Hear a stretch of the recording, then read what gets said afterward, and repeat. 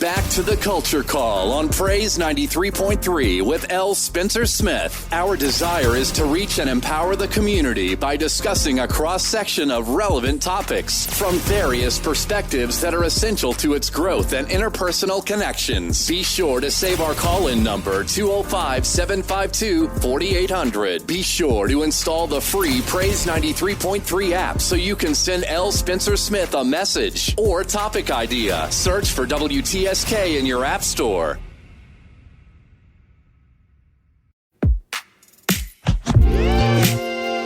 This is a world premiere. Great morning, great morning, great morning, precious people. You know what time it is. That's right. It's time for the Culture Call with yours truly, L. Spencer Smith, right here on Praise 93.3. Yeah, it is the place. This is the place where Tuscaloosa meets the world. That's right. Let's get excited about it. And for the next 2 hours from 10 a.m. to 12 p.m., you're going to be talking a little bit about everything from society to sports, education to economics, and most definitely from religion to relationships. And as always, we are here to create a safe space to have empowering, number one, provocative, number two, and sometimes, number three, controversial conversations. You know how we do it over here at the Culture Call. And guess what? You can call in and you can chat it up with us as we learn together right here on this show. Want to welcome all of our first-time listeners. If this is your first time listening to the Culture Call with L. Spencer Smith, welcome one and all. We are so glad to have you listening to us today. That's right. We are grateful. And we don't know how you found out about us. Maybe you heard it from a friend. Maybe you saw it on social media, on advertisement. Guess what? It doesn't matter. I am just glad that you are in the room. Definitely. It's going to be a trip. We have a good time over here at the Culture Call every day, right? And if you are a consistent listener, recurring listener, thank you so much for your tireless support, your endless support. When you see me in the street, you let me know, hey, I'm listening to you, man. You're doing a great job. I learned so much. I am grateful from the bottom of a very, very appreciative heart. I want to say thank you for your continuing to listen to this voice. That's right. I'm grateful for all of you. Doesn't matter where you are, Tuscaloosa, Reform, Bowler G, Utah, wherever you are, Birmingham. You know what? I'm grateful to for wherever you're listening to me from. Listen, so I have a few things. You know what I say every morning. If you would take out your smart device, that's your phone, that might be your tablet, whether it's Apple or Android, does not matter. Here's what I need you to do. Each of those smart devices have what they call an app store. That's right, where you can download your games, your magazines, your journals, whatever it is. I need you to go there and search out Praise 93.3 FM. And there you will find that we have put just for you a free 99 app. That's what is free 99. It doesn't cost a thing. That's right. You can go ahead and download that and let me know that you did, right? You can hear me from wherever you are, right? We've got listeners all around the world. Definitely, if you're in Detroit, Michigan, thank you for listening. If you're in Houston, Texas, thank you for listening. LA, yeah, thank you for listening. Atlanta, GA, thank you. And most especially, thank you, Tuscaloosa, for listening in. Absolutely. Tuscaloosa and the surrounding areas, I really appreciate you listening to the Culture Call. Listen, I want to be your PR specialist. Okay, so I need y'all to help me now. I want to be the guy that tells everybody about what's going on in your neck of the woods, right? And so here's what you can do. You can email me your public service announcements or your events to culturecall.praise@gmail.com. That's culturecall.praise@gmail.com. And you can give me an opportunity to let Lottie, Dottie, and everybody know what's happening in your church, your organization, your fraternity, or maybe your sorority is having something. Maybe you're having a concert, a seminar, business mixer. Does not matter. I want everybody to know about it so that we can put some faces in the place. You know why? Because we feel better when we do all of this planning and we see people come in. We want everybody to come support your event. You know why? Because we do it better when we do it together. Absolutely. Want to send a shout out to Brother Jay. I tell him to behave every morning when I get here. He's cutting up. I mean, he is blazing the radio waves revival. I'm like, sir, you're not in church.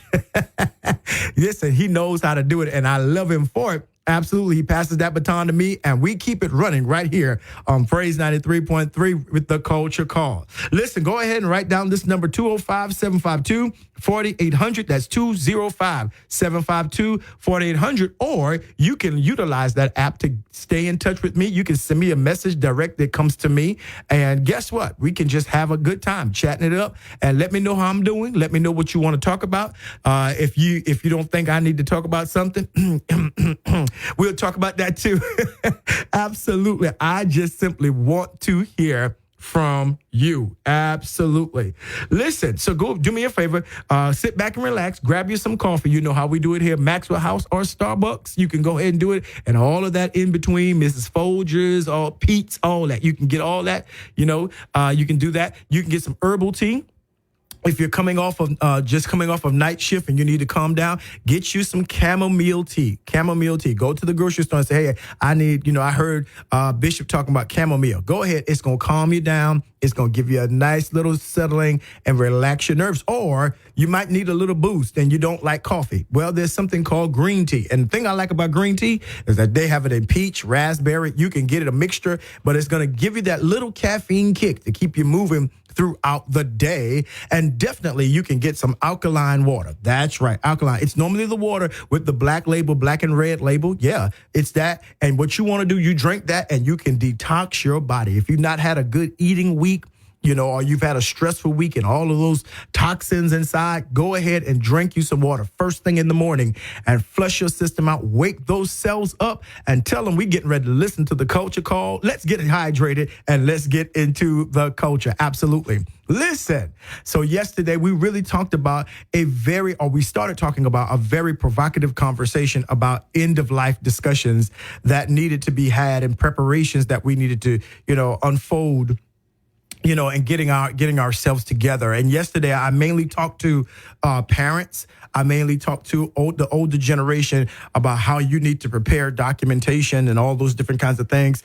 And the good part about it is that you can go back and listen to it on if you line with my podcast on Apple Podcasts. You can go back and listen to it yesterday's show. That's right. You can go and be a part of that as well.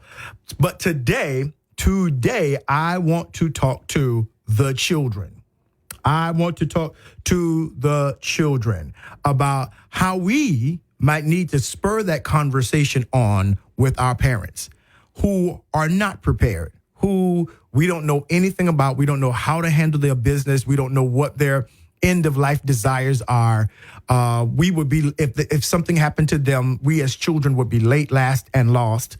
We would not know, especially in the Black community. Mama, Papa passes away and we're in a mad scramble trying to get things together. We're so busy in grief and mourning and trying to entertain everybody who wants to know what happens. Y'all know how the spiel goes, that we really don't know what they have left in place for this time. Right. And, you may have part of the ethic of Black parents is a tremendous pride and tremendous, they keep their cards very close to their chest. They don't necessarily let anybody in terms of, especially in this conversation, because we are a proud people and they normally keep that pride until they move into a phase of life where they cannot communicate for themselves or something happens. And then we are left awry trying to figure out exactly what their wishes are or would have been. And I don't think that is fair for the family. I don't think that is fair to them. And I just don't, it's a whole lot could be alleviated. And if we would only discuss, if we would only have the difficult conversation while they are sober and in their right minds, right?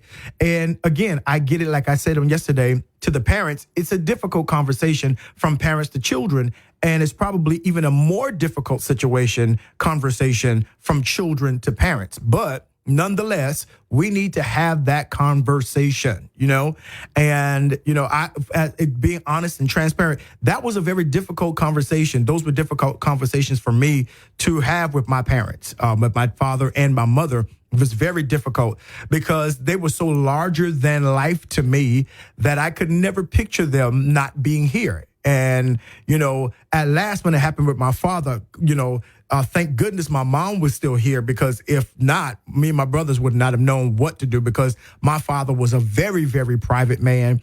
And he shared everything with my mom and all those kinds of things. So, we had to take our directions from here. He communicated with her, but he didn't necessarily communicate any details to his sons. And so, if mom was not here, we would have been late, last, and lost. And fortunately, my mother learned a lesson from her mom and my dad in terms of allowing her children to come into this space when she got older, and she walking, her steps were getting a little slower. She started allowing us into her business, telling us little things here and there. As I told you yesterday, she brought in my wife, she told my baby brother, and all those kinds of things. And then in her last few days, she had several detailed conversations with me, so that when that moment happened, we could grieve, but we at least knew, where to go, what to do, who to call, where the policies were, XYZ, where the will was, all of that. And that made it much easier. But then there might be listeners out there today who are listening to me right now in Culture Call, that if it happens, then your parents are in an age now where that needs to come to bear. You need to be thinking about that. And I'm not talking about as a constant thought. You think about it in terms of preparation. You think about it in terms of, if something happens, what would I do? What's going to be the whole issue? And it can be difficult having that talk, that necessary talk with your parents. Yeah, it can. Growing up, there is always this thing about the talk. When we are younger, the parents have to have the talk with us. And that's normally around how to create life. Right? The birds and the bees. They have to tell us about, the whole issue of sex and gender and intimacy. They've got to talk about, how to protect yourself, how to keep yourself chaste, how not to just be out there, how my mama said with those whatever kind of tail girls, she used to call them. And my dad's like, hey, you always got to be respectful. Make sure that you don't do this if she says no. So that's that talk that we have. And we have it normally in our teenage years, in our formative years, because we start looking at our own bodies and we start asking questions, and we need to know. And so that's the talk that the parents have to have with the children. But as we grow older and get on this side of life, and our parents get to the place where they the dependents start reversing, where we depend on them. Now they depend on us. We now, as children, need to have the talk. And as they talked about us in creating life, we need to talk about them in approaching death, approaching the time when their bodies might fail them, or there might be a time when there's a situation happens, God forbid, and they're not able to communicate. You need to be prepared. So the same way that they had the talk, the sex talk with you, or the life talk with you in when you were younger, is now when I don't like, if I could find a better word, I would. But yeah, end of life conversations with them. In the age that they are in now, so that again, nothing will catch us off guard. See, that's the purpose of having the talk, that nothing will catch us off guard, that we will be prepared for whatever situation we are confronted with, and that, we will be aptly knowledgeable of what to do in the event of, right? Just in case. And that is something that is very important, that in our community, that we need to really talk about and really need to grapple with and struggle with as children, especially while you're watching your parents age, while you're watching them, start, walking with canes, while you start seeing them and taking them to the eye doctor and taking them to various levels of checkups and all of those different kinds of things, while you're looking at it. It's happening right before your eyes, and I know it is difficult to accept.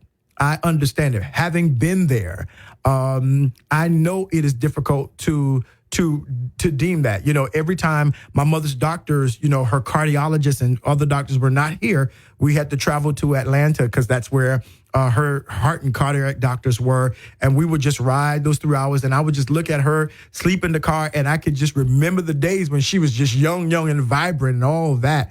And now I just looked at her and she's walking with a cane. She's her skin and all that kind of stuff. And I would just go over and grab her hand and hold her hand, just rub on her hand and everything. And, she would grab my hand. And we just, listen to the doctor. She would never have a doctor's appointment where one of her sons could not be there. And when he gets ready to talk to her about what's necessary, she said, well, don't say nothing. Call my sons in because I want them to hear this too. So there was she always tried to give us sobriety, that mama's not as young as she used to be. Mama's not as spry as she used to be. So, it was a whole preparation. But maybe you're living in a place or living with parents who are right now, one, proud, or number two, afraid to have that conversation. And I'm going to tell you firsthand, having already, seen both of my parents transition from time to eternity, those are conversations that you wish you had when it is over. When that time comes, those are words you wish you knew. You wish you knew. So if your parents are not preparing for that, if your parents have not brought you into that space and they're in a season of life, in a season where they're not as spry, they're not as supple, they're declining, they're walking with canes, all of these different other things, then you need to say, hey, dad, hey, mom, I think we need to have a conversation. You got to do it. It is unavoidable. Let me say it again. It is unavoidable. Don't do it to yourself. Don't get to the place where I didn't know and X, Y, Z and ABC. Yeah, I'm telling you. I am telling because that time moves so fast. But now, Bishop, isn't that being a little bit morbid? No, I'm not. I'm not being morbid at all. That is not, I'm not trying to get you freaked out or anything. I'm not saying that your parents is fitting to leave tomorrow. What I am saying is aptly prepare yourself and bring them into a safe space to be able to have that conversation with you. And I'm going to talk a little bit about how you approach that conversation, because some folks yesterday was like, okay, you talked to the parents yesterday, but what if you are a child who's concerned about this and, you're not getting anything from your parents, or they say, oh, I'm not trying to talk about that right now. Let me say this again. You need to stop them where they are and tell them, yeah, we need to have a conversation. Because I don't want to get to this place. I'm already going to be broke up. I'm already going to be tore up. And don't leave me uncovered. Don't leave me in a place to where I've got to figure out things that we could have conversed about, and you left me high and dry. And so you got to learn how to approach that. Now, let me tell you something, and you already know it. It's a few hurdles we got to get over as children in order to be able to have this necessary conversation. And the first one is you have to understand that this conversation, as I said on yesterday, is not about you, but it is about you, right? If you are an only child, it might be a little bit easier. But if you have siblings, then before you even have this conversation, you need to get together with them and talk about a strategy, because nobody knows your mom and dad like you do. Let me say that again. Nobody knows your parents like you do. And so, so you all need to have go out for lunch, for coffee or something, go out for breakfast and say, hey, we need to have this conversation. And you need to go ahead and dispel whoever that one of your siblings who's going to be cantankerous. Why we got to talk about this? Why we got no. You need to bring them into a healthy space of understanding why this conversation is definitely necessary. You need to listen. You gotta, because what you don't want to do, part of the strategy of even having the talk with your parents is that there can be no dissension in the ranks when you approach them.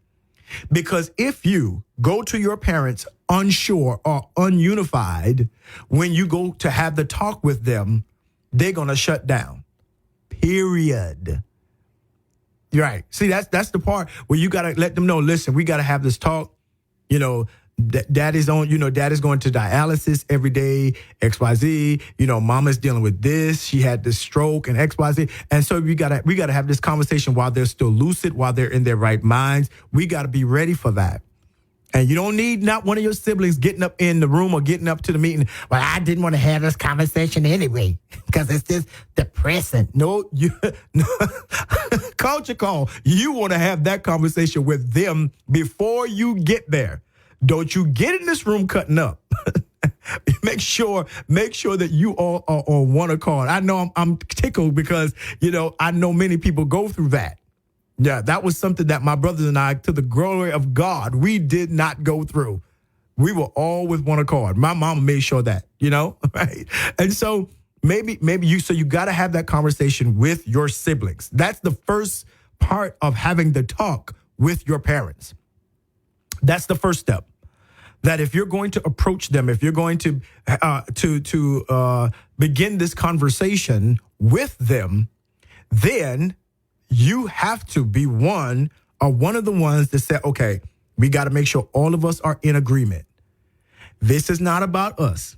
Whatever they decide, no matter how long, listen, if I could have done anything of anybody, and you too, because those of you who have experienced parental loss and all that, if you could have done anything to keep them alive and extend their life longer, you would have done that. But the reality is the decision is not up to you.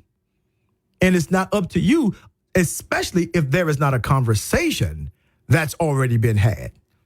If y'all have not put particular plans in place, listen, I'm telling you.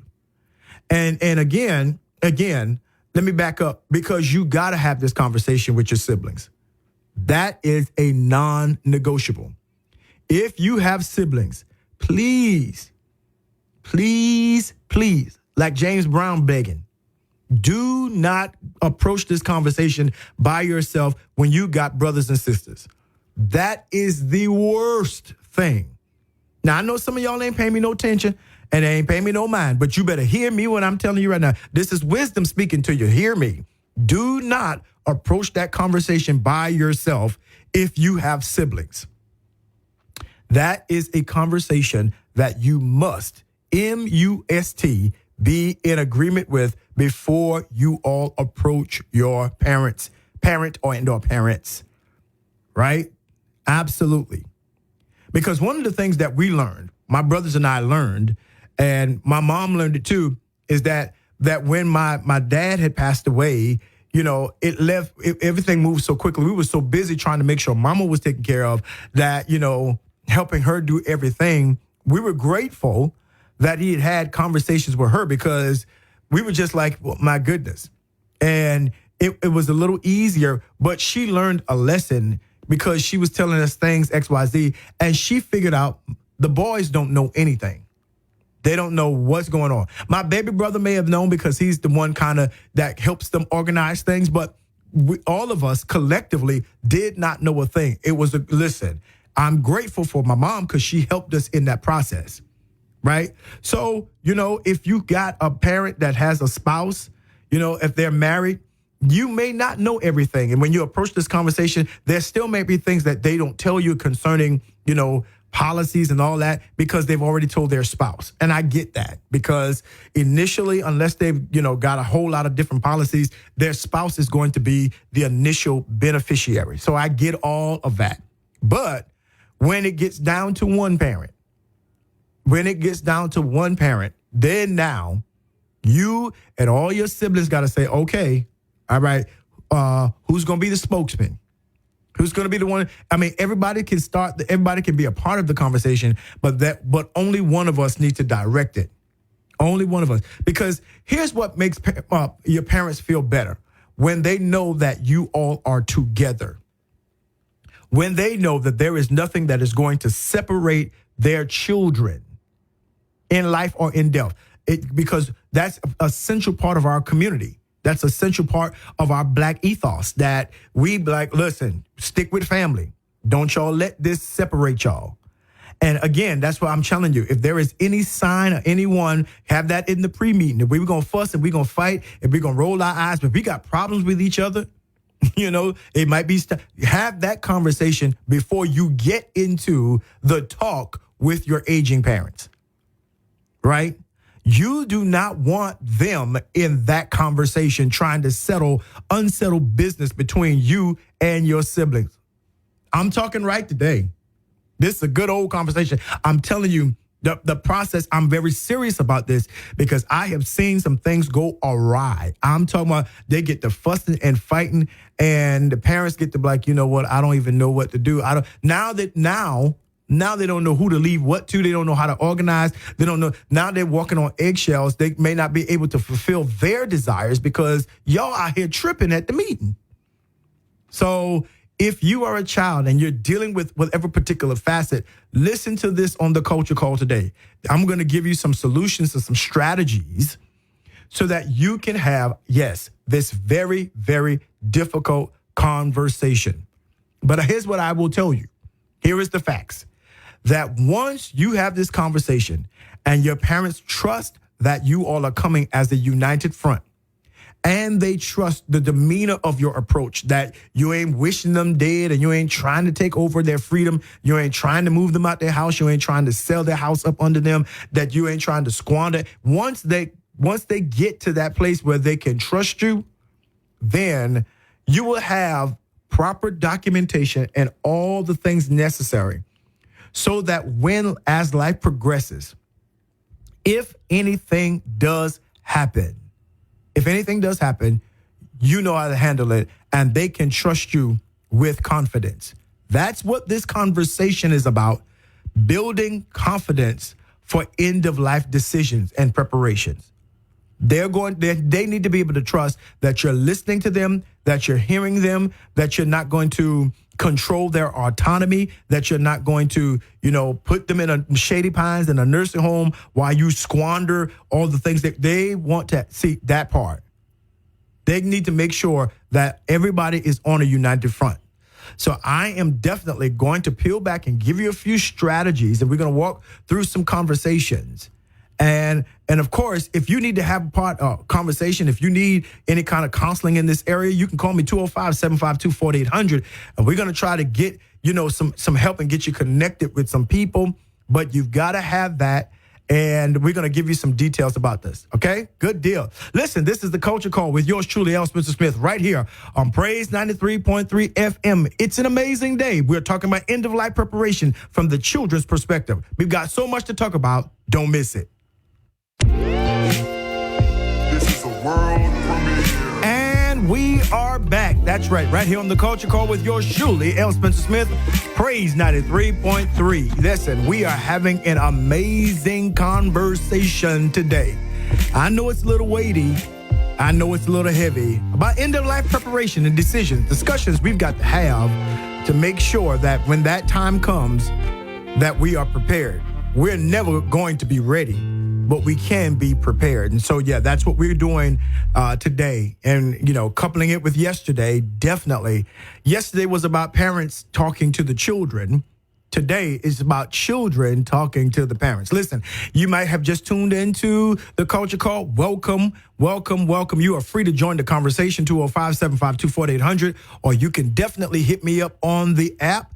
Yeah, you can go ahead to our social media page and definitely hit that like button on the Culture Call. Search out the Culture Call. You can hit that button and be a part of our page. And then, of course, you can go ahead to the Apple Podcast. And if you want to hear the beginning of this, you can definitely log in and subscribe to that. And, at the end of the show, they'll send you a link and let you know, a sign that you can go and listen to the podcast that's already been uploaded. Listen, we're having an amazing conversation because I want to make sure that in our community, we do better about end-of-life decisions and discussions. And, one of the things that I utilize my own personal experience, and I'm very transparent when it comes to things like that, because I believe that a lot of times God allows us to go through different things and have different journeys so that we can share with people, so that we can share with each other, and I had, and in my heart still have, amazing parents.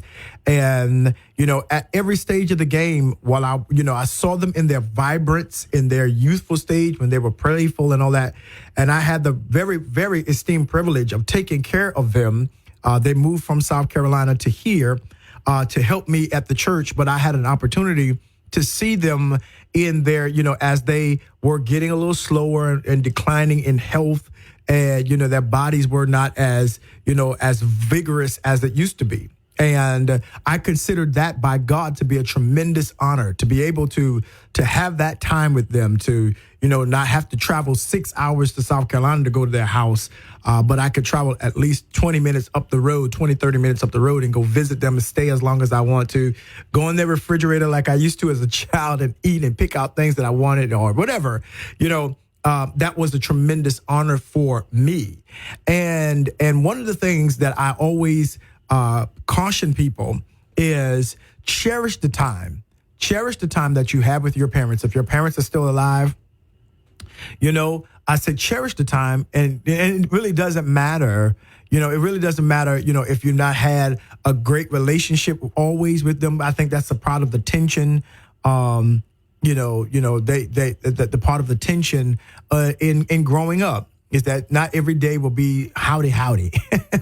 Not every day will we will like our parents and everything. But as they get older, go ahead and have the difficult conversations. I think sometimes we judge our parents unfairly because at the last thing that we do, before it's too late, the last thing that we do as children is see our parents' humanity. We don't see them as human a lot of times. We can see them as authoritarian. We can see them as our superheroes. We can see them as stronger than the world itself. We can see them carry so many things and just walk through life unfettered.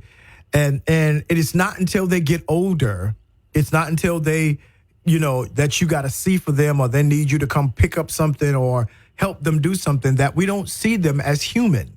And sometimes as children, we allow time to slip through our hands like the sands of the hourglass. And we don't necessarily have, needed conversations, Now, let me say this as a segue that these conversations, end of life preparation conversations are very difficult to have when you've not had a healthy relationship or healthy conversations with your parents.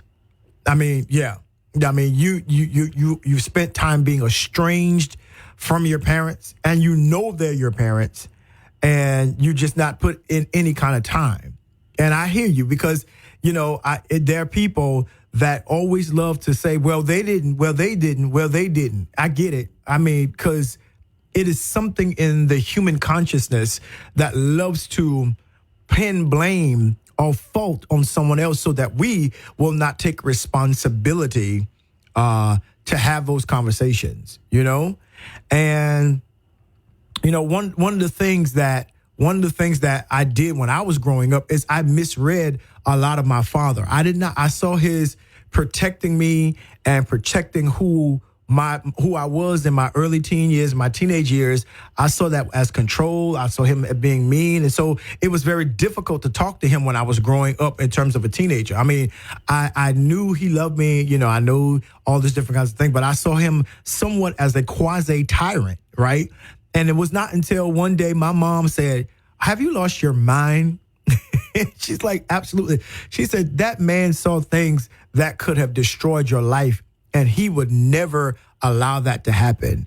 And so anything that you did, anything that you wore, said, whatever, he was building a fortress around his son because he, at the end of the day, didn't want anything to ever happen to you.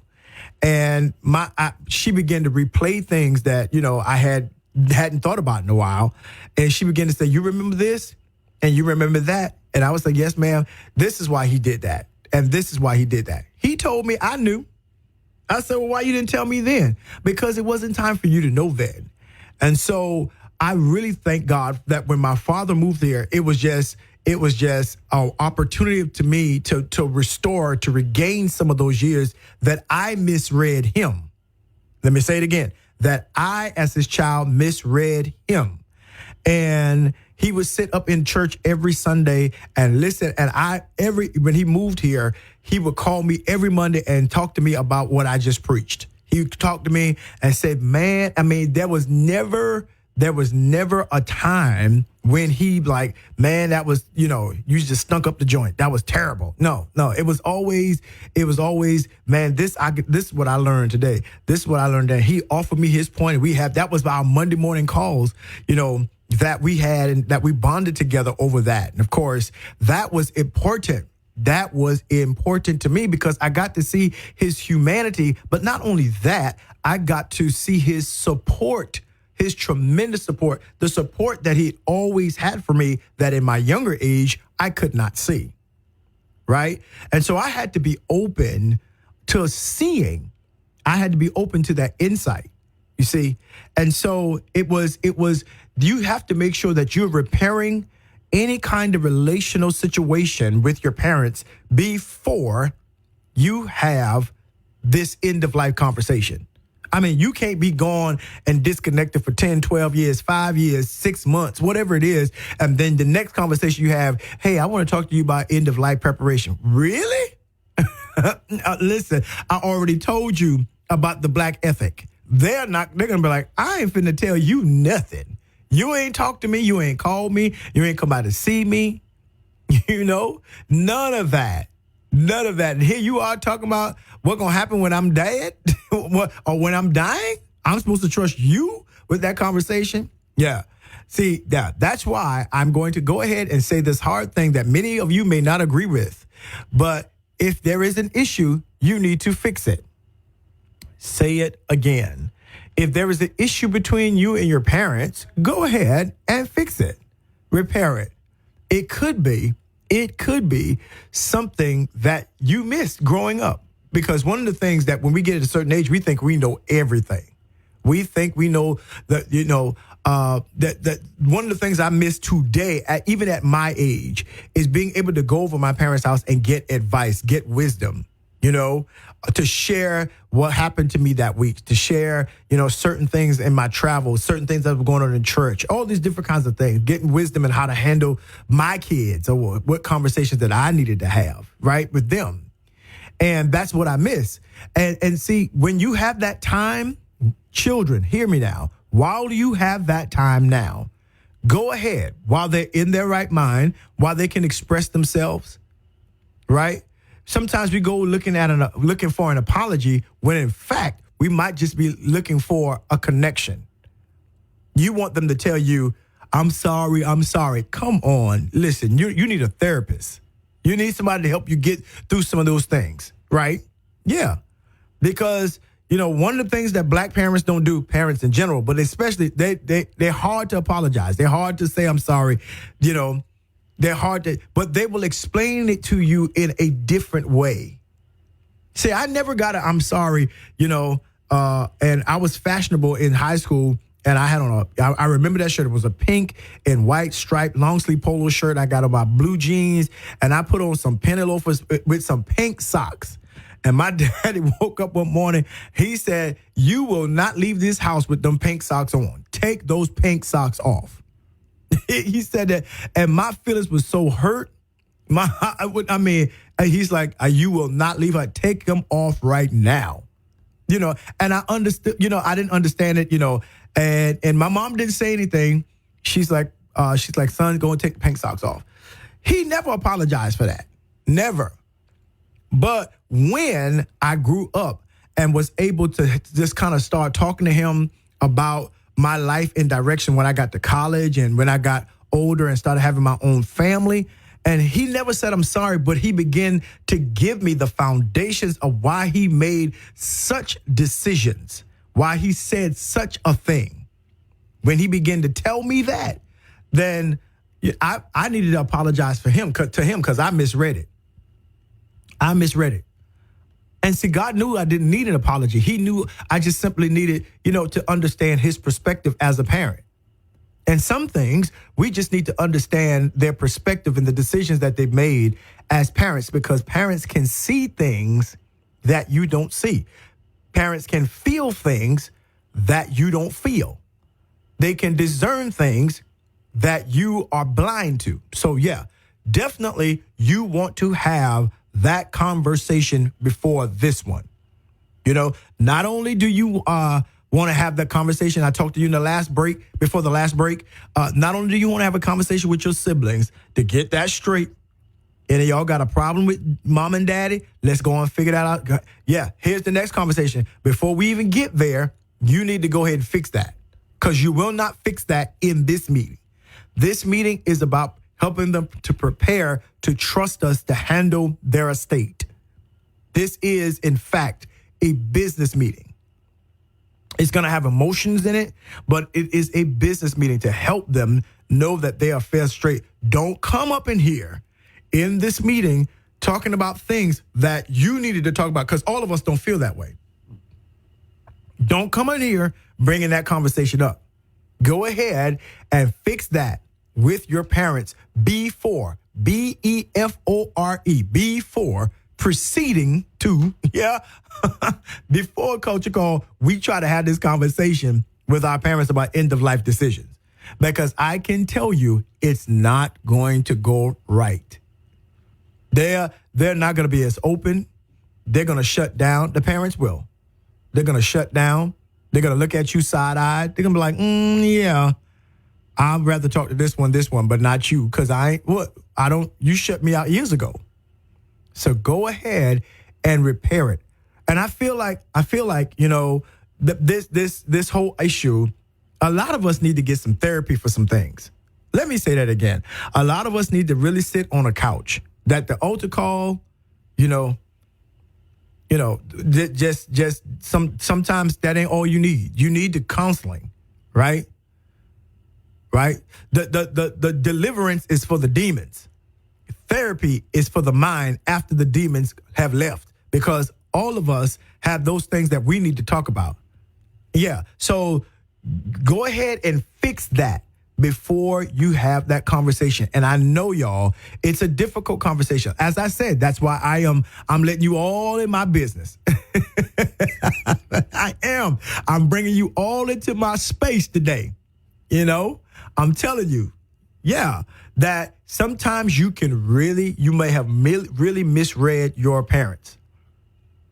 And if you do that and you got things built up in your heart, it's going to make these conversations of end of life very, very awkward, if they even happen at all.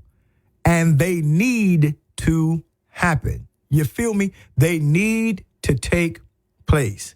So go ahead and do the work. You see, I'm giving you strategies today.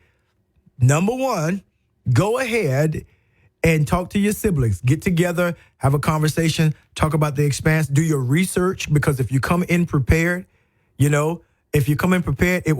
works better, because the issue is to alleviate the anxiety, to bring down the walls of parental pride, which is good that they do have, to make sure that they trust you, and that this is not, we getting ready to, take you back outside and put you in a house or put you in a home and leave you there until such a time. That's not what this conversation is about.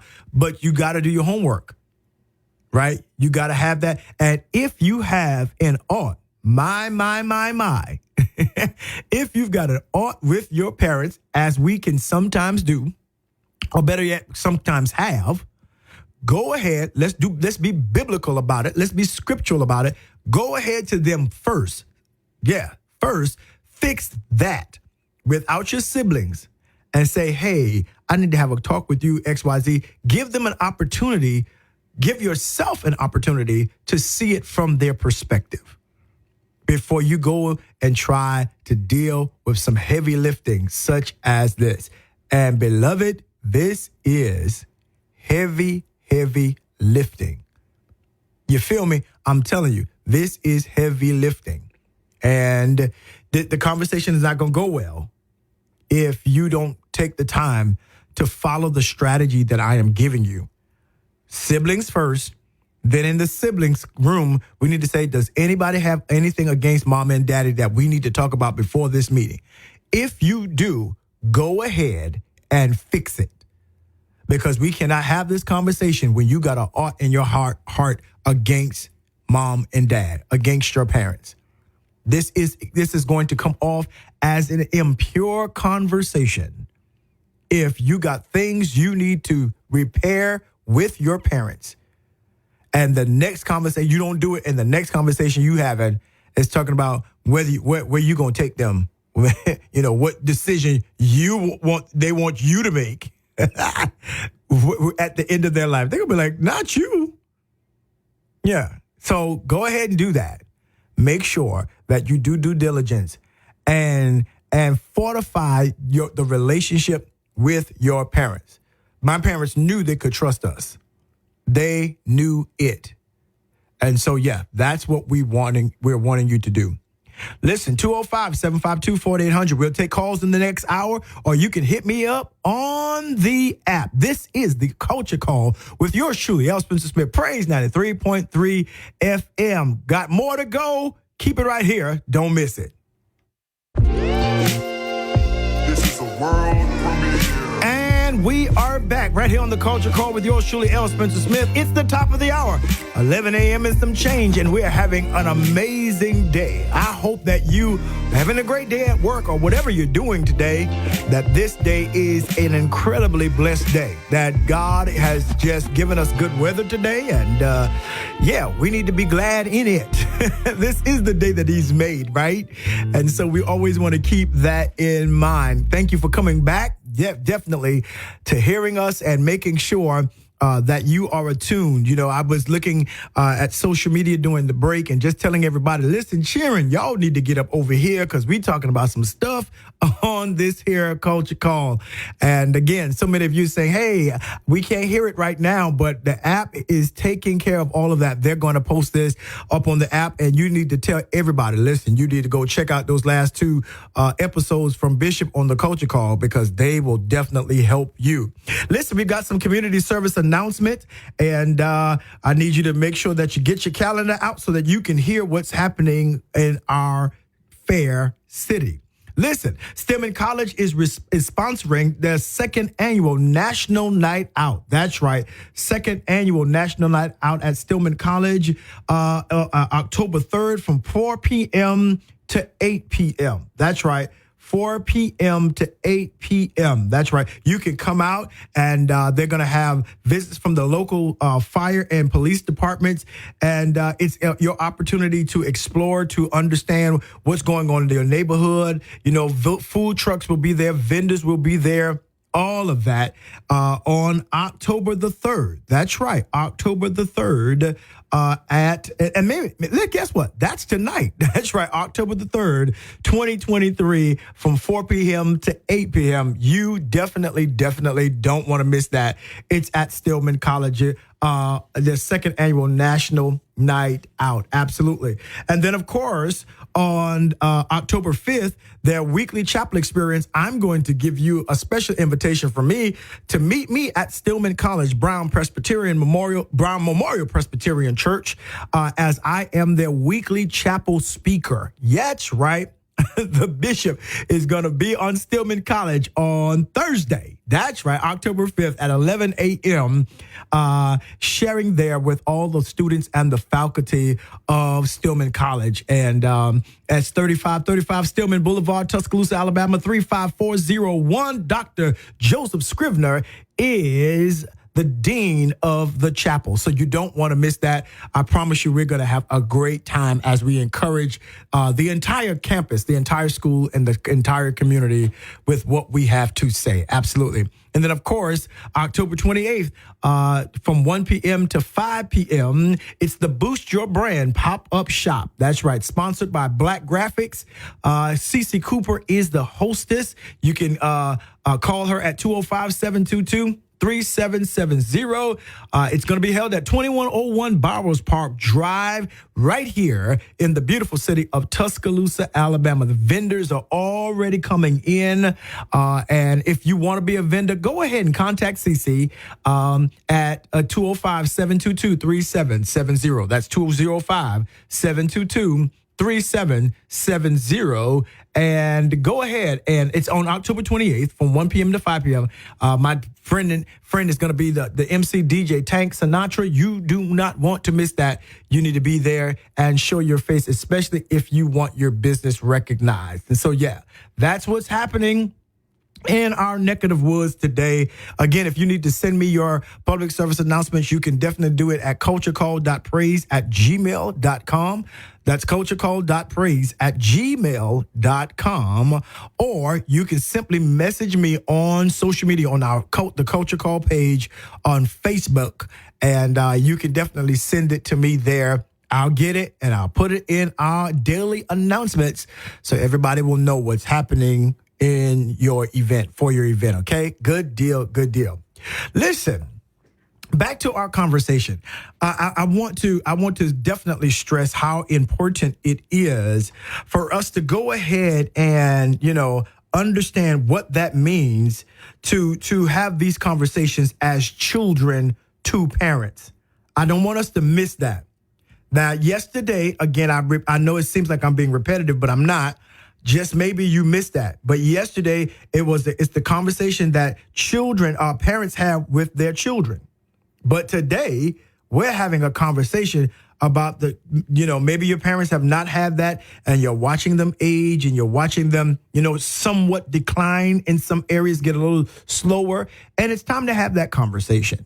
And I want to make sure that you are aware that as the children, you can approach the conversation. Yeah, you can definitely do that. As a matter of fact, it is part of your responsibility as the child to have the talk, the talk in reverse, right? Yeah.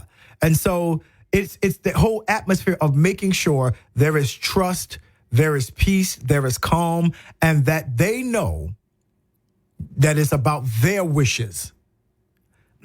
Let me say that again, because for the folks in the back who act like they turned down the radio when I said that.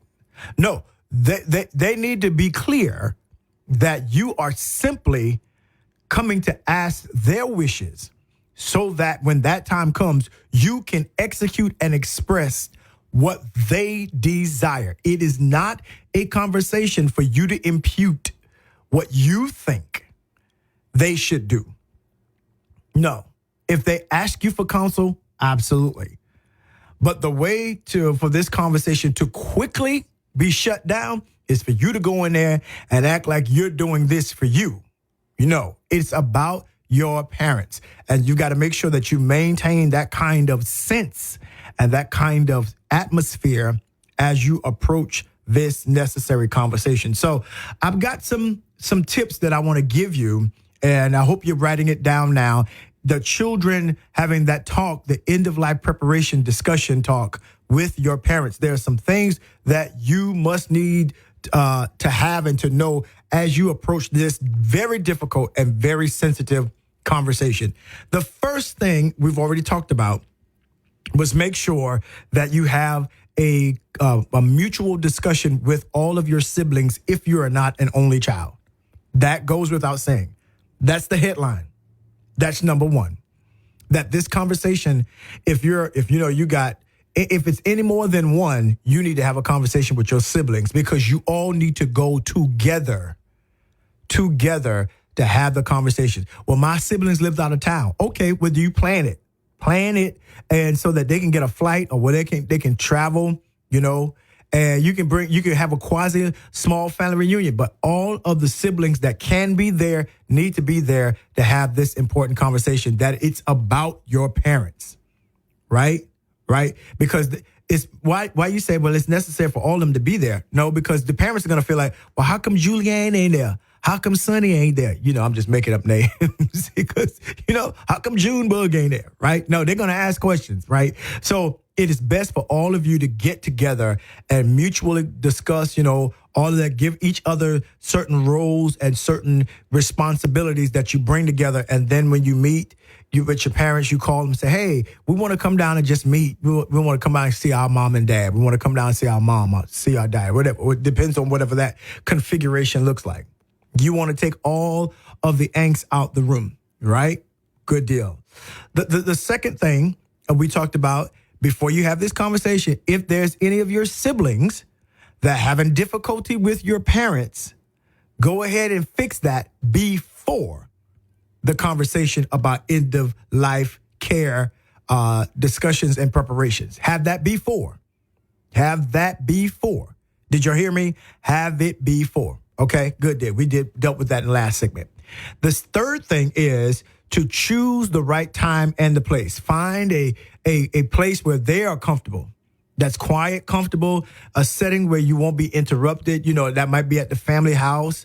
You might want to, you might get a vacation home together. You can do that. You can invite them to your spot. It doesn't matter, but it needs to be a comfortable, quiet place that lacks distraction. Lacks, children hollering and talking and blah, blah, blah.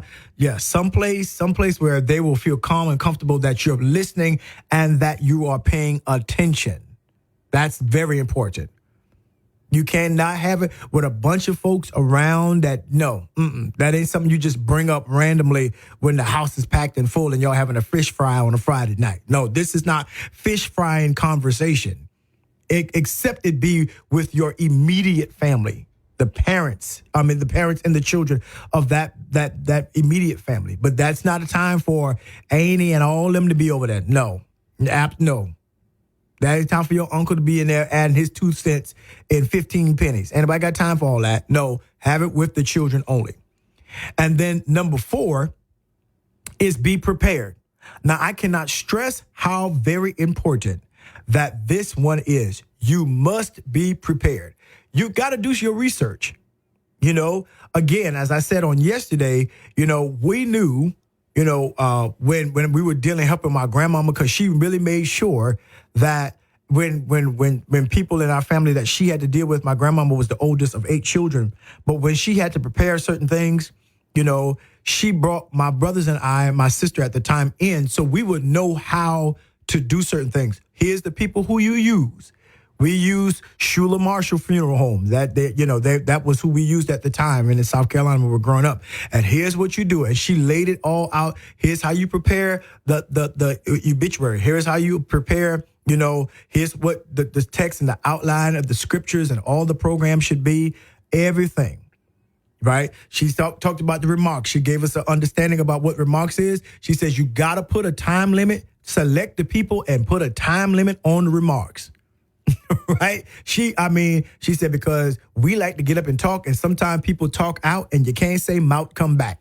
I'm a Geechee, so I'm from the low country of South Carolina. Can't say mouth come back. That's what she said. And so, right, they get up and make the whole thing a shambles, right? And so you want to make that dignified. So you got to do your research.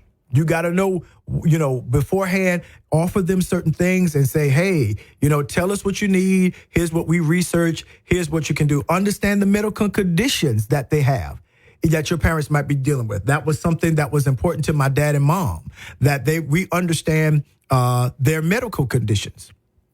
We understood that, And so when we went and talked to the doctors, not so much my dad, but definitely my mom. My mom would simply tell us, and my dad was like, I know your mama telling you everything that's going on. Yes, sir, because you're not telling us, and we need to know, But mom would tell us, she said, okay, here's what's going on. Here's what's XYZ. Here's what's looking good. Here's what's not looking so good. XYZ, ABC. So she kept us informed about what was happening. And then, of course, I knew, and, we all knew about her heart conditions and all those different kinds of things that were going on in her body. We made known of that, and I told you that every time she went to, if it was a general checkup, she wouldn't have, the doctor couldn't say anything until I was in the room or one of us were in the room. When it came to her cardiology, she made sure of all of that, right? But we had to know exactly, because it got a time when she couldn't communicate that, and we had to communicate to the doctors. We had to communicate for her on her behalf. and tell them the decisions that she had already made. So you got to be prepared. You got to be prepared. You got to figure out who's the one that's going to be doing the communicating. You cannot, when it's that time, you can't have the one that falls out like Wanda on Good Times. You cannot have that one that's just going to be like screaming in the hospital. You got to have that one that's level-headed, that knows how to communicate, that knows how to execute wishes, right? Now, fortunately, all of my brothers, we know how to articulate. we were trained to know how to do that. That was from my grandmother. She's like, okay, here's what you do. When you're doing connect, you write down everything and ask all the questions because they are there to answer your questions. We don't do well with doctors who want to say something and then walk out the room. Oh, no, sir. That's not what you getting ready to do to my mom and my daddy. You finna sit here and answer every question they want, or you really gonna answer every question I want. And that usually is my oldest brother. He would come in there and like, okay, what you're going to do is you're going to meet us in this room and you're going to sit here till we happy. That's right. Until we understand exactly what's going on. So you got to be prepared. You got to be prepared and be able to give options, right? Here's the fifth thing. The fifth thing is this, is that you've got to be respectful and patient.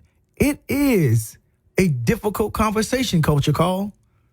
It is this is a difficult topic. I told you that the ethos of our parents, of Black people in general, is very prideful, is very guarded, that is very strength oriented. So it takes us a minute to have conversations about our weakness. It takes us a moment. I know that in church, it's a part of our conversation. It's a part of our songs. It's a part of our testimony. I get it. But in humanity, in real time, when we leave out from Mount Zion, when we leave away from Impact Nation, when we leave away from, Rehoboth, get out the temple, when we get in a personal moment, that conversation about transition and death is very difficult. So you got to be respectful and patient. You don't listen. You got to be. And they may not be ready to all the way open up right away. That's why I say it's got to be an atmosphere. You got to prepare it. You got to prepare it. And you got to prepare them and let them know that this is not alleviate anything that might be threatening. Alleviate that one. Come on now. Come on, talk to us, mama. Come on, say what you got to say. Tell that one, shut up. Tell that one to shut up. Don't say nothing. You go get some water. Go refill the Pepsis. You go, yeah. You don't say anything because we don't want to rush them because they got to think about their mortality. They're thinking about their lives. They're thinking about their decision. I told you, that one that makes it seem like it's about them, you tell them before you even get to the meeting, don't you say a word. Don't do that. Don't let us all have to jump on you. Please don't do that. Because especially when we've already had this conversation, if you go in there and show out, we going to show out on you. Period. Now, you got to have that conversation. You definitely be patient and give them time to process the information. You may not get it all on that one meeting. It might take them time to process. But what you do is you lay the groundwork to let them know that this is a safe space and your children just simply want to take care of you. That's all. That's what you do. That you bring a level of sobriety. You bring a level of clarity. That's exactly, you do not want them to feel threatened in any kind of way, right? And as they begin to share, you chronicle. Okay, I'm going to write this down. All right. And then especially when you get to the financial section of it, right?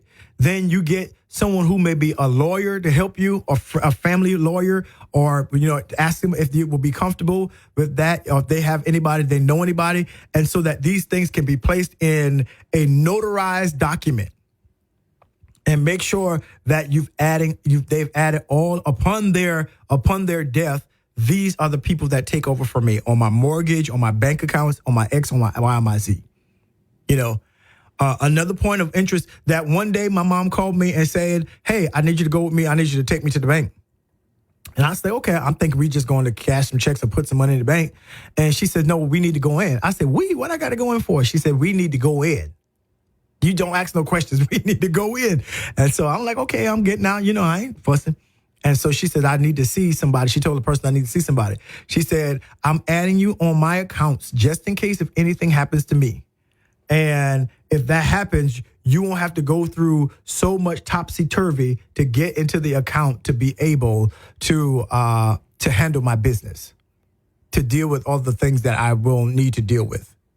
Yeah, so, so we did that, and I signed papers. She added my name and all those different kinds of things.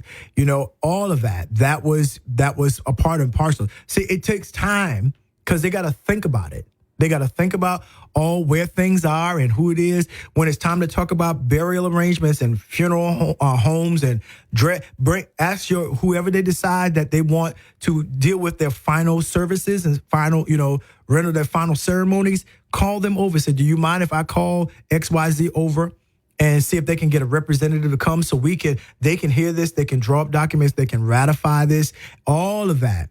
See, when you're patient and they know that you ain't trying to rush them, they'll be more willing to open up to having this kind of conversation. Absolutely. They will be willing to have this conversation, but you can't rush them. You can't rush it. Listen, I got things to do. Come on. No. You listen, you're going to be shut down. Right? So I'm giving you good information. I'm telling you. Now, you ain't got to pay me no attention. You ain't got to pay me no mind. But I'm telling you, on this side of what I'm talking about, because I know what I'm talking about. Yeah. Have it all done. Have it all done. When they're talking about, if they want to talk about program, invite Pastor over so Pastor will know as well. Pastor will know as well what's happening.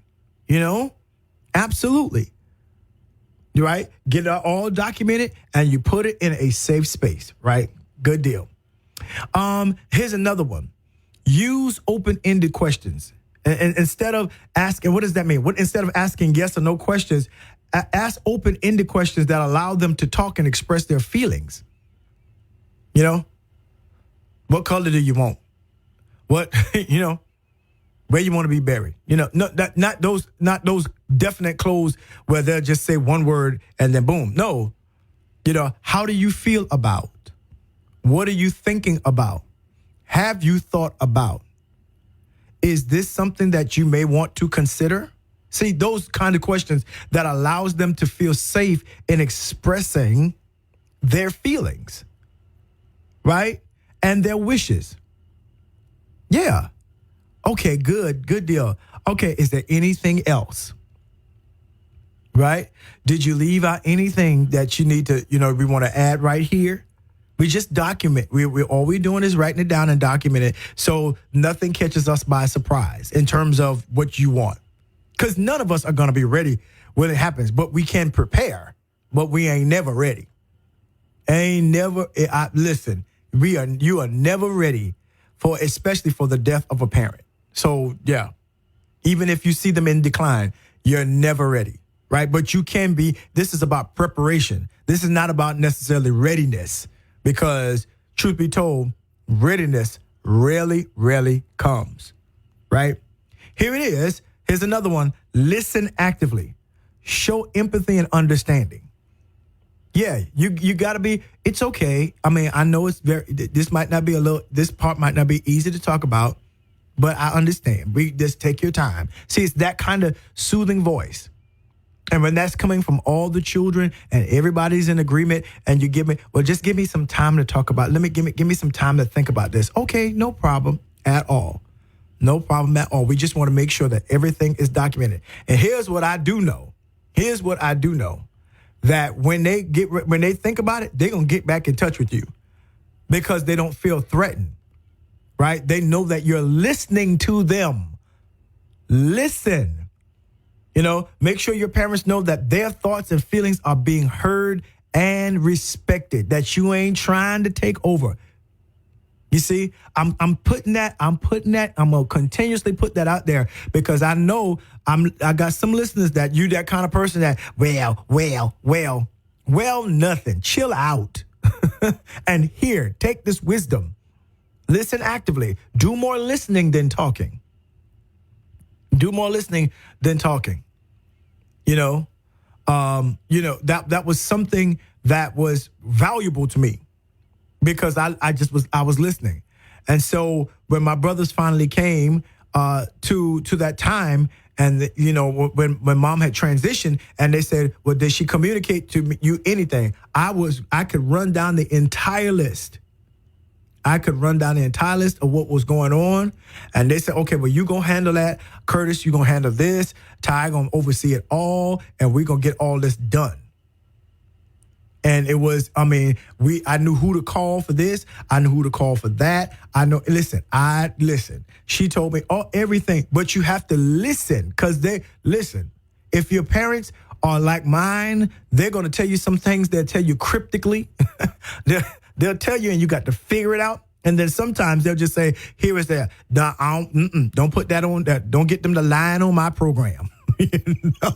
Right? Don't get them to get up there saying nothing. I don't want Lucy Bell to sing that song because she's been singing it for years and it ain't moved nothing yet. She ain't going to move me either, and I'm going to be dead. And she ain't going to move nobody else. I don't want her on it because, people love to volunteer themselves. Absolutely. But you got to listen. You got to listen to them so that they'll know that their wishes are being respected. Absolutely. Listen, here's another one. You ready? Discuss specifics. I cannot tell you how important this one is. Discuss specifics. Talk about their wishes regarding life-prolonging treatments, palliative care, hospice care, and definitely the arrangements for their homegoing funeral services. Right. Discuss all the insurances, all the living wills, make sure everything, all the healthcare proxies, who they want, who they want to see, all these different kinds of things, what they want, and make sure those things are documented. Get it out of their head onto paper.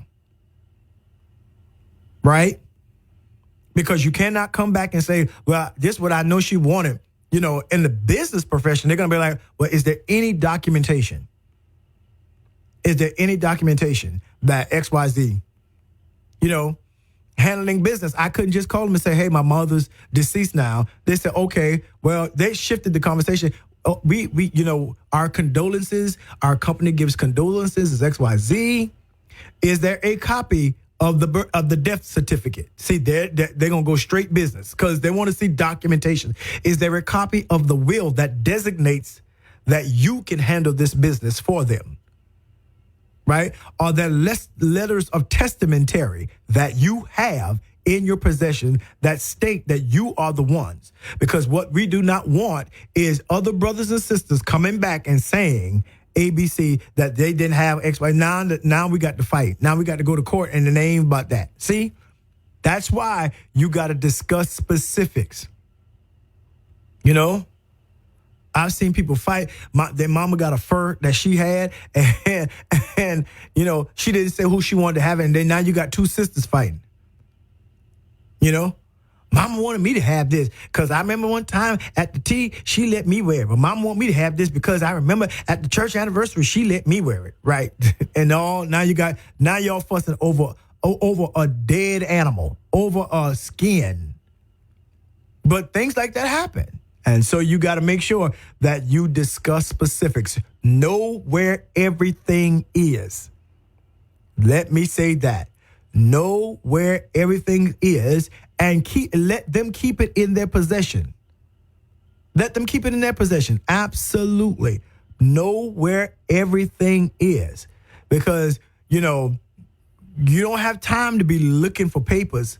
It's very hard when you missing papers and lost papers and you just know exactly all the important documents that you're discussing right now. Once you ratify them, once you notarize them, once you get them in order, know where they are. Let your parents keep them. Make sure that it's their possession. It's their possession, not yours. Let them keep it. You don't keep this stuff at your house. And remember, whenever you're ready to see it, you can no. That it's not under your control. Let them keep it, but you just know where it is. So if that time comes, you definitely can handle business appropriately on their behalf. Listen, I've got a few more. I hope this is helping you. But yeah, I hope so. I know it is. Listen, this is the Culture Call with yours truly, L. Spencer Smith, Praise 93.3 FM. We've got more to go, more information. Keep your pen in your hand. Don't miss it. This is a world premiere. And we are back. I'm telling you, we've had a wonderful day on the Culture Call with yours truly, L. Spencer Smith. I am grateful that you are listening, and so many of you are like, my goodness, I didn't know all this was going on or all of this needed to happen. Well, yeah, it does. Yeah, and it's not easy. I know. I get it.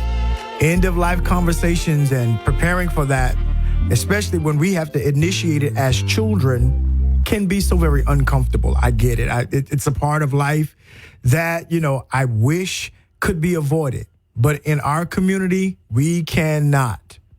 We cannot. When that time comes, I'm going to get back to my list, but when that time comes, it shouldn't be a mystery. And for a lot of us, it's a mysterious kind of feeling because we're crying, we're weeping, we're missing, we're mourning, we're grieving, and we should, but we don't know a thing. All the things that we know, we're trying to, pontificate. We're trying to wonder, and that wonder leads us to wandering, trying to figure out how we're going to put this together, how this is going to happen, how this X, Y, Z. And what I'm simply saying is that since we know, let's start with what we know. Since we know that this is inevitable, that the one day will become, 2 day. It will become that if we keep living. And that's for all of us, right? It's an appointment that we cannot say, well, you know what? I don't want to take this appointment. Can I move my appointment? That's not how that works. Culture Call. So yeah, we've got to be very, very, very intentional about these conversations and broaching the difficult subjects of end of life preparation. But here's what I am saying, and here's why the ultimate purpose for having these 2 days of discussion on this is that when we can get to the place to where we take the mystery out of the desires and the wants and the whole process of, in terms of the mechanics of how it happens, then there comes the bestowing of a level of dignity, even in the process of death. Even in that death moment, we can begin to bestow dignity and regalness because we have been prepared. And I don't want people to confuse prepared with readiness, because I already told you that readiness never be able to. And that's the part that continuously stings after all the services and all of the other things are over. Even though I was prepared, be prepared, I wasn't ready. I wasn't ready for this. So then there's that. So we have to begin to also prepare ourselves so that we can begin to be a part of a holistic conversation and a holistic journey that, guess what, all of the family will have to take. You see, that when my parents passed away, it wasn't just my journey. I understood that my brothers, our wives, our children, their community, their friends, we all had to take that journey together to lay them to rest. Yeah, all of them, right? And my parents were, interesting. You may not have to do this, but my parents, the desire to go back home to South Carolina. So we had to have services here, and we had to lay it out here. And then we had to have a service there in South Carolina, lay it out there, and then we had to make all these different contacts. And my goodness, if we did not have some things pre-planned, if we had not had pre-connections and pre-thought about it, if there was not a whole lot of pre's, that it would have been an arduous task on top of the grief, right? On top of all of that. And so that's why, my personal experience is wants me to help you help yourself when that time happens. Absolutely. Absolutely. And this can be an upbeat conversation. I know it may not seem like an upbeat conversation, but it really is.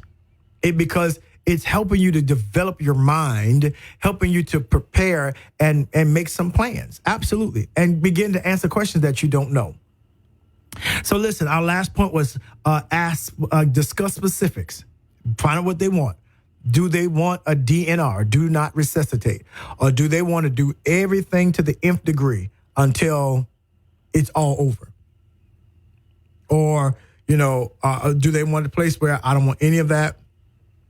And okay, you do all of that. You see what I'm saying? You got to have that in place because they're going to ask that. And medical professionals can seem very disconnected from the moment and very unsympathetic to what you're going to, unempathetic rather, what you're going through, because they've got to do their job and time matters in those moments. So you got to know ahead of time what your parents' desires are, right? So, make sure that they are specific. Do you want to, if they don't want to be in hospice, okay, now we need to, so then we need to figure out already between you and the siblings, what do you want? What do you want to be? Right? What is X, Y, Z, or ABC, And, we just simply could tell this person, say, hey, handle that. What mama said she wanted, boom. And they just called us back and said, could you come? And we just simply took the clothes there. And, my mom, who was an overseer in our church, my dad was just, he's like, black and gold, I'm an alpha. I want to be in black and gold. So we did all what he wanted. My mom was different. She was this Rigo. She was an AKA, all this different kind of things. So she said, I want to be in African attire. She said, I want to be in African attire on the family night when we all come together.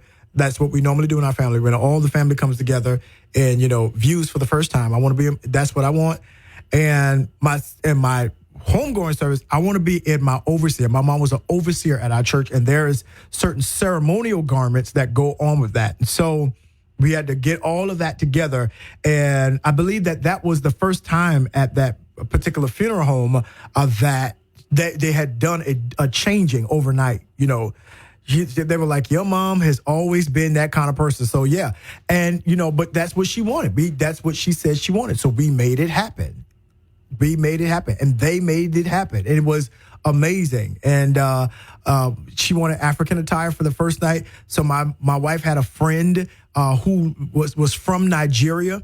And the friend said, hey, whatever you want, you tell us what you want. We'll get it shipped to you in a couple of days. So my wife told her what we wanted. And so they made a custom Nigerian burial garment for my mom that they bury their queens in. See, so we already knew all of that. See, you can't scramble. See, so that was able to be done. See, it's those kind of nuances, and you got to listen. And when she was telling me it was difficult to hear, but it was her choice. So you got to make sure you get specifics, y'all. I cannot stress that. Specifics really help you tremendously. And then here's another one: seek professional help. If the conversation is a whole lot, invite your pastor. If they have one, invite a counselor or a therapist over that can help be the bridge in the difficult conversations. Invite somebody over that can help you in that space. Because you don't have to broach the conversation by yourself unequipped. Again, they can give you, they're specialized and educated, and giving you some areas of nuance and how to approach that kind of conversation, that kind of, to put some kind of calm back in the room. Yeah, they can put calm back in the room. And I think that's very important that you have that. And then here's the final one: follow up. Follow up, right? This may not be a one-time conversation. And I already spoke to you about that. It may not. You may need to revisit the conversation to say, hey, we're trying to put this thing together, Mom, Dad. We're trying to make sure that we've got everything in place. Is there anything that we missed? Is there anything that you want? And I mean, I'm not talking about every week. Calm down. Calm down, antsy pantsy. We're not talking about having this conversation every week, but you write down, you've taken notes, and certain gaps are there. Yeah. Are there wishes And though their circumstances may have changed. And so is there anything you want to change? Are you satisfied with what you said to us? And, because ultimately, remember, the goal is to satisfy their wishes. Yeah, the goal is to satisfy their wishes. Our wish is that they would never leave. That's what our wish is. Yeah, that's what I mean. So then there's that, right? So that's going to be difficult, definitely on your part. But our goal is to satisfy their wishes, and the more patient and respectful that we can be, then that helps the conversation. So let me recap because I think it's very important. Number one, that you got to get with all of your siblings. That's the first thing. Get with all of your siblings. If you are not an only child, call your siblings up, talk about what you're going to talk about, and have a meeting, right? Have a meeting and all these different things. And I mean, you can definitely parse it out, give each one an assignment, depending on how many there are, and then have another meeting and put to something so that when you do meet with your parents, you're going in an organized fashion, right? There is no randomness. Number two, at that particular meeting, ask the hard question. Any of y'all got an issue with mama and daddy that might prevent this conversation from being compassionate and comforting and gentle? Is there any one of y'all that's got a problem? Because if you do, handle it before we have this conversation. Let me say that one more again. Handle it before we have what? This conversation. We don't want this popping back up. We don't want it popping back up, So do due diligence right there. Here's the number three. Choose the right time and the place. I told you, you don't want it to be romper room or daycare center. When you do that, you don't want a bunch of auxiliary people, even if they're extended family. No, this is not an extended family conversation. This ain't an auntie, uncle. This ain't a cousin, once removed conversation. This is not that. No, it is for the parents and the children. That's the conversation. Those are the participants in that conversation, and find a place where everybody can be comfortable and set it where everybody can be present. Number four, be prepared. That means simply do your research beforehand. Understand the conditions that are going on with your parents, medical conditions, financial conditions, so that you can begin to talk about certain decisions that need to be made just in case that time happens, right?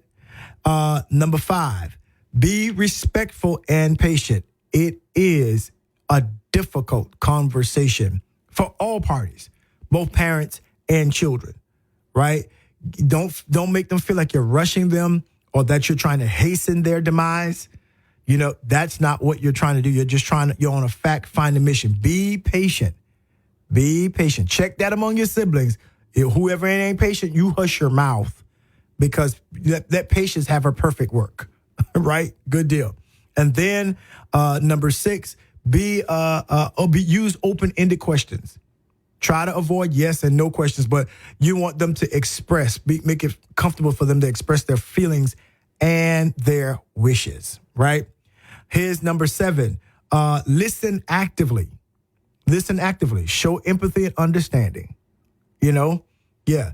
Make sure they know that you're simply there to listen, and you're just documenting down so you can put it in specific documents. And that's the part where you can invite people. You can begin to invite those over who will help you have those conversations. But we'll get to that. Okay, number 8.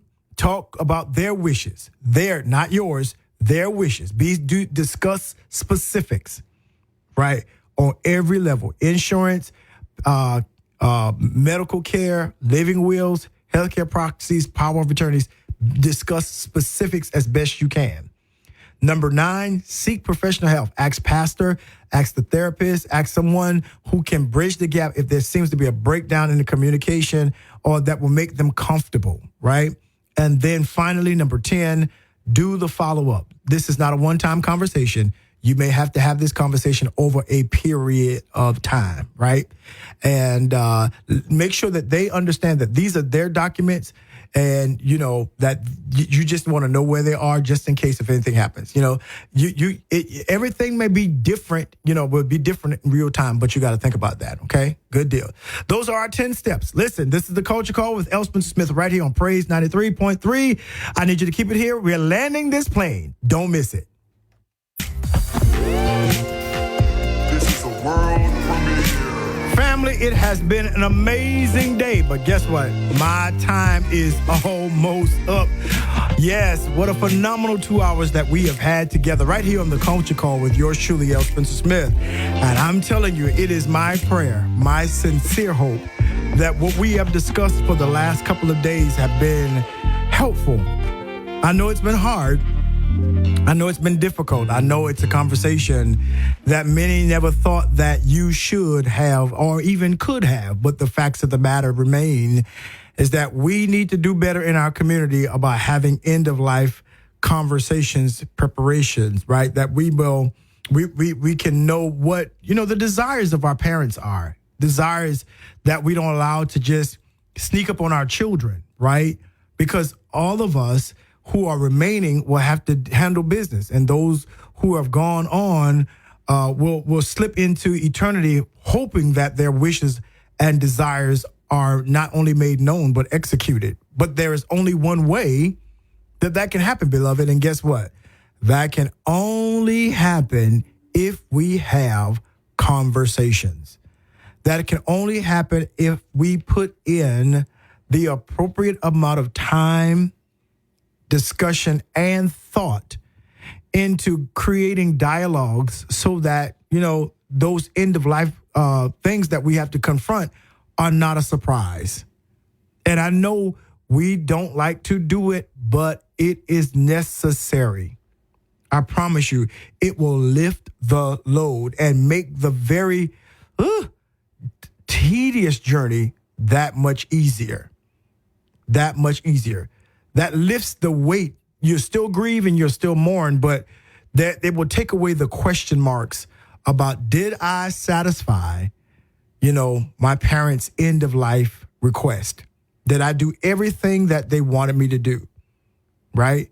And the only way that you can be sure that that is done is if you take the time and have that conversation. Parents, prepare for your children. But if you're that kind that says, I don't want to talk about children, if you're in that space and your parents is in that stage of life, go ahead, follow these steps. They'll be on the Culture Call page. Follow these steps and have that conversation. Get the business straight. Get your business straight so that we can, through our tears, celebrate. So that we can really say, weeping may endure for a night, but joy comes in the morning, because I know I did my best to honor my parents at this sensitive moment. Listen, like my grandmama and my mama says at the end of every phone call, I love you a bushel, I love you a peck, and I love you a hug around the neck. This is yours truly, L. Spencer Smith, right here on the Culture Call on Praise 93.3 FM. Keep it right here for the best in gospel music. That's right. I don't want you to miss that. Listen, love on somebody, go out, be intentional, make an impact on the world, and be at peace. God bless. Have a great day.